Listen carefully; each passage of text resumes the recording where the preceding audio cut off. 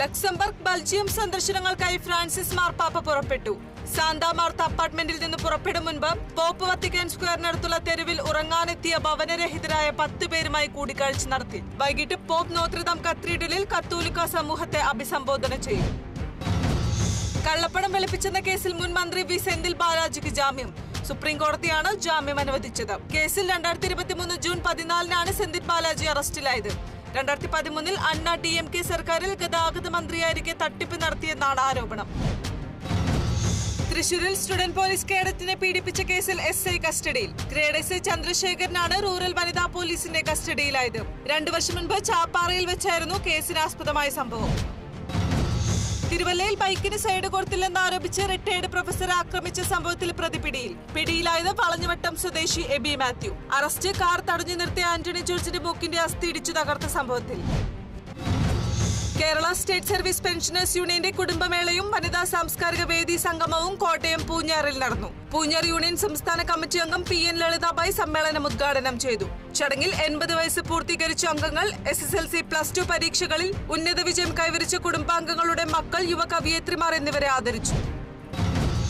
കാട്ടുപന്നി ബൈക്കിന് കുറുകെ ചാടി വീണതിനെ തുടർന്ന് തിരുവനന്തപുരത്ത് പരിക്കേറ്റയാൾ മരിച്ചത് വിതുര തൊളിക്കോട് സ്വദേശി ഷബിൻ ഷാജി. കൂടെയുണ്ടായിരുന്ന സഹോദരൻ ഷഹിൻ ഷായ്ക്കും പരിക്കേറ്റു.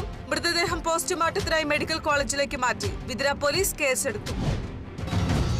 കോട്ടയം ടൗണിലെ ഗതാഗതക്കുരുക്ക് പരിഹരിക്കാൻ ആരംഭിച്ച ബൈപ്പാസിന്റെ നിർമ്മാണം അന്തിമഘട്ടത്തിലാണെന്ന് മോൻസ് ജോസഫ് MLA. പൊതുമരാമത്ത് വകുപ്പ് ഉദ്യോഗസ്ഥർ സ്ഥലം സന്ദർശിച്ച് സ്ഥിതിഗതികൾ വിലയിരുത്തി. ബൈപ്പാസ് യാഥാർത്ഥ്യമാക്കുന്നതോടെ ടൗണിലെ ഗതാഗതക്കുരുക്കിന് പൂർണ്ണമായും പരിഹാരമാകുമെന്നും MLA.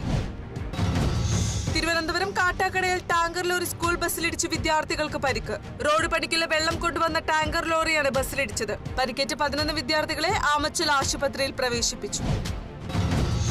മുംബൈയിൽ കനത്ത മഴയെ തുടർന്ന് സ്കൂളുകൾക്കും കോളേജുകൾക്കും അവധി പ്രഖ്യാപിച്ചു. ഇന്നലെ പെയ്ത കനത്ത മഴയിൽ റോഡുകൾ വെള്ളത്തിനടിയിലായി. ചില വിമാനങ്ങൾ വഴിതിരിച്ചു. നാഗ്പൂരിൽ സ്കൂൾ വാനിന് തീപിടിച്ചത് വിദ്യാർത്ഥികളെ കയറ്റാൻ പോയ വാഹനത്തിന്. വാനിനുള്ളിൽ വിദ്യാർത്ഥികളില്ലാതിരുന്നതിനാൽ വൻ അപകടം ഒഴിവായി. അഗ്നിശമന സേനാംഗങ്ങൾ എത്തിയാണ് തീയണച്ചത്. ഇടുക്കിയിൽ 20 ലിറ്റർ ചാരായവും വാറ്റുപകരണങ്ങളും കണ്ടെടുത്തു. എക്സൈസ് സ്പെഷ്യൽ സ്ക്വാഡ് നടത്തിയ പരിശോധനയിലാണ് വാറ്റുപകരണങ്ങൾ കണ്ടെത്തിയത്. കേസിൽ ഉടുമ്പൻചോല സ്വദേശി ബിനു, തമിഴ്നാട് സ്വദേശി ഗുരുവലക്ഷ്മണൻ എന്നിവരെ പോലീസ് അറസ്റ്റ് ചെയ്തു. ബംഗളൂരുവിൽ യുവതിയെ വെട്ടിനുറുക്കി ഫ്രിഡ്ജിൽ സൂക്ഷിച്ച സംഭവത്തിലെ പ്രതിയെ തൂങ്ങി മരിച്ച നിലയിൽ കണ്ടെത്തി. ഒഡീഷ സ്വദേശിയായ മുക്തിരഞ്ജൻ പ്രതാപ് റായിയാണ് ആത്മഹത്യ ചെയ്ത നിലയിൽ കണ്ടെത്തിയത്.